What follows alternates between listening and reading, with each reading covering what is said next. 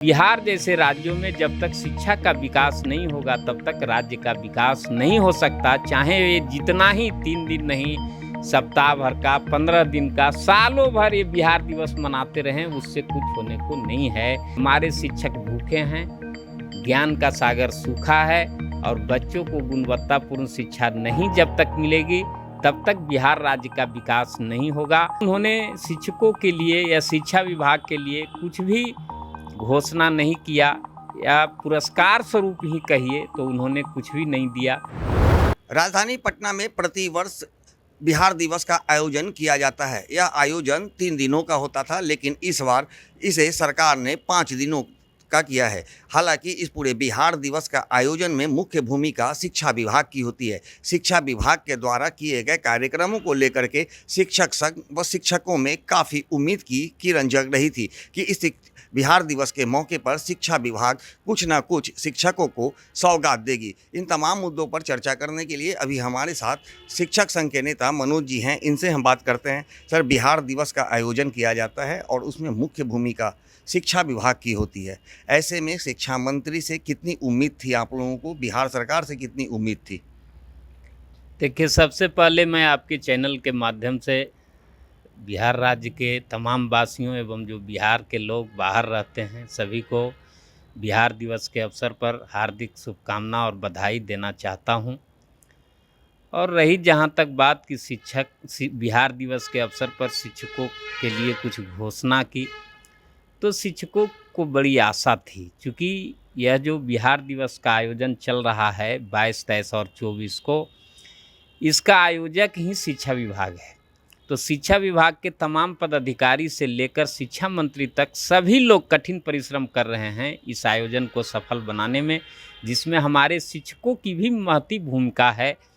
पूरे राज्य में शिक्षकों ने सभी विद्यालयों में प्रभात फेरी निकाला और तरह तरह के कार्यक्रम कर बिहार के गौरव को बढ़ाने का काम किया और बच्चों को जानकारी देने का काम किया। इसके बावजूद माननीय मुख्यमंत्री जो गांधी मैदान में मुख्य समारोह था पटना में, उसमें उपस्थित तो जरूर हुए, परंतु उन्होंने शिक्षकों के लिए या शिक्षा विभाग के लिए कुछ भी घोषणा नहीं किया या पुरस्कार स्वरूप ही कहिए तो उन्होंने कुछ भी नहीं दिया। इससे हमारे लोगों में थोड़ी सी निराशा तो स्वाभाविक रूप से होती है। और रही बात जहाँ तक, यदि वो कुछ नया नहीं दे सकते थे तो कम से कम इतना ही कर देते कि जो हमारे विशिष्ट शिक्षक हैं उनका वेतन निर्धारण का, वेतन संरक्षण का, सेवा निरंतरता का, और यह सुनिश्चित कर देते कि पूरे राज्य में 8 दिन के अंदर, या 8 दिन क्यों कहें, 31 मार्च से पहले हमारे सभी विशिष्ट शिक्षक हों, नियोजित शिक्षक हों या पुराने नियमित शिक्षक, प्रधानाध्यापक शिक्षक हों, उनका तमाम बाकी और बकाया का भुगतान हो जाए। यही यदि बिहार सरकार सुनिश्चित कर दे तो हम समझेंगे कि वास्तव में जो बिहार दिवस का आयोजन हुआ है वो सफल रहा। क्योंकि यदि शिक्षक खुश रहेंगे जिस राज्य के, तो निश्चित तौर पर वहाँ शिक्षा का विकास होगा। और बिहार जैसे राज्यों में जब तक शिक्षा का विकास नहीं होगा तब तक राज्य का विकास नहीं हो सकता। चाहे ये जितना ही 3 दिन नहीं, सप्ताह भर का, 15 दिन का, सालों भर ये बिहार दिवस मनाते रहें, उससे कुछ होने को नहीं है। जब तक हमारे शिक्षक भूखे हैं, ज्ञान का सागर सूखा है और बच्चों को गुणवत्तापूर्ण शिक्षा नहीं जब तक मिलेगी तब तक बिहार राज्य का विकास नहीं होगा। अभी के स्थिति में आप देखिए कि नया सत्र होने वाला है, परीक्षा का आपने देखा, परीक्षा का आयोजन हुआ। अब देखिए, एक दुर्भाग्यपूर्ण चीज़ देखने को ये मिल रहा है कि कटिहार के डीओ पर कार्रवाई की गई है।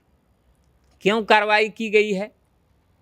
इसलिए कार्रवाई की गई है कि वे शिक्षा विभाग के जो वरीय पदाधिकारी हैं उनकी मनमानी को नहीं सुनते, चूँकि वो बहुत गुणी और ज्ञानवान पटना के भी वे जिला शिक्षा पदाधिकारी रहे हैं। उनको डिप्टी डायरेक्टर के रूप में या असिस्टेंट डायरेक्टर के रूप में हम लोगों ने देखा है। मैं श्री अमित कुमार के बारे में बता रहा हूँ।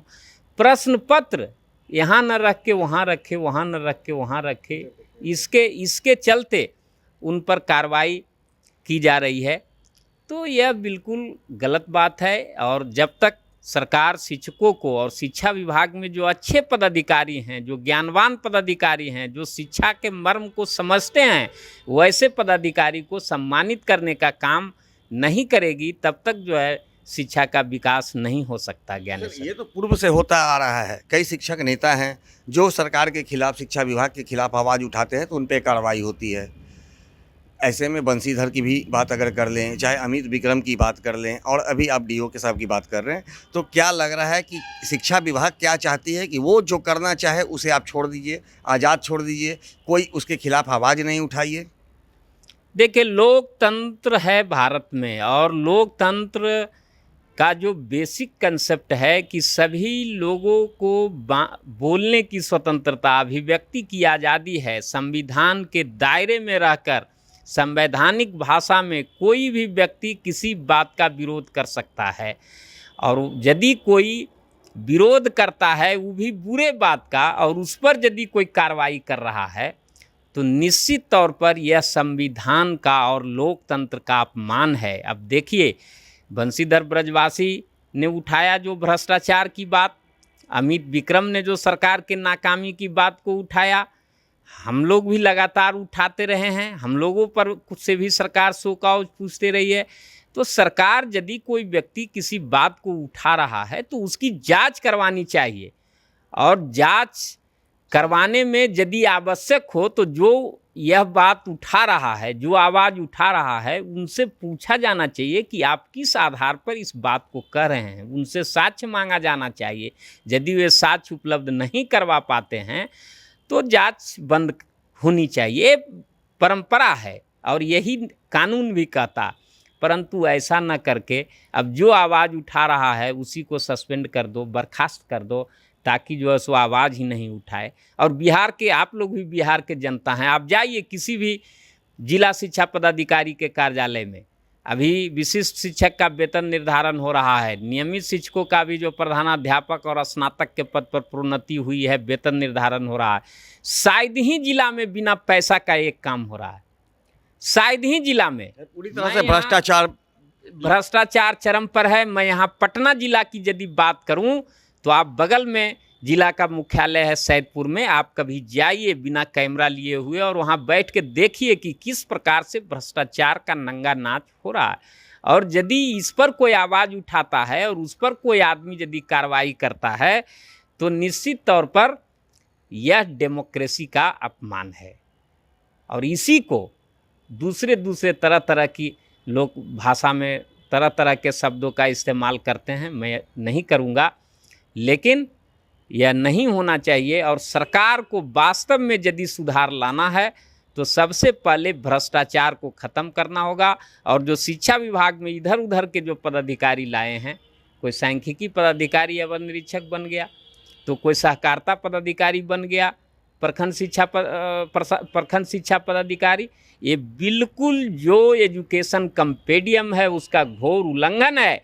और आपके चैनल के माध्यम से मैं ये कहना चाहता हूँ, जो भी इस व्यवस्था को बनाए हैं, आप शिक्षा को बर्बाद कर रहे हैं, और आप अविलंब इस तरह का जो भी एजुकेशन कोड के खिलाफ कार्रवाई है जो आपने किया है उसको आप वापस लीजिए। और वह प्रशिक्षित आदमी होता है, बीए, बीएड, एमएड किया हुआ लोग प्रखंड शिक्षा पदाधिकारी होता है, और वैसे पदों पर आप जो है सांख्यिकी पदाधिकारी को, सहकारिता पदाधिकारी को आप वह काम करने के लिए सुपुर्द कर रहे हैं। यह बिल्कुल ही शिक्षा के लिए अहितकर है। ज्ञानेश्वर जी, तो सर क्या लग रहा है, जिस तरह से शिक्षक बिहार दिवस पे आप लोगों ने जो सोच रखा था, जो उम्मीद थी सरकार से, वो अब क्या पूरा हो पाएगा? नहीं, इस व्यवस्था में तो अभी देखिए, मैंने सरकार कह रही है, और जो अभी पदाधिकारी लोग हैं कहने का तो चैनल पर आते हैं, कहते हैं कि हम जो है सो शिक्षा के हित में हमने इतना 1000 करोड़ बजट दे दिया, प्रति स्कूल को 50,000 रुपया देंगे। तो फिर वेतन क्यों नहीं मिला? हाँ, लेकिन वो नहीं आया। स्थानांतरण की बात उन्होंने कहा, प्रोन्नति की बात कहा, जो भी कहा वो ज़मीनी स्तर पर कोई काम दिखता नहीं है। इसके वजह से निश्चित तौर पर शिक्षकों में हताशा और निराशा है, और जिसका प्रभाव शिक्षा पर निश्चित रूप से पड़ेगा।